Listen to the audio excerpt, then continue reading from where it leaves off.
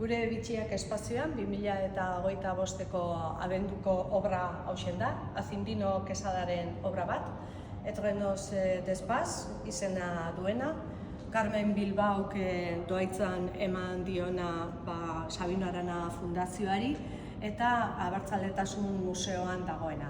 Eta funtsa Begoña Basterrarena da. Bueno, Azindino Quesada artista berezia, eta bere bizitza nolakoa izan zen eta bere artea ulertzeko modukoa kuadro honek erakusten du eta oso adierazgarria da. Berak artearen mugak, disiplinen artekoak ez zituen ulertzen, beraz pentsatzen zuen pentsamentutikan esperientziara eta hortikan ekintzetara pasa bartzala. Eta horrelako kuadroak adierazten du horixe. El artista Azindino Quesada falleció hace 2 años, en septiembre de 2023.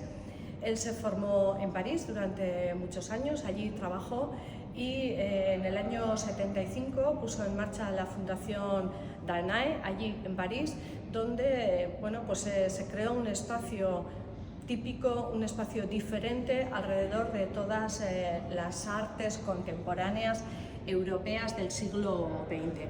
Un espacio único en el que se pueden observar obras de estas características.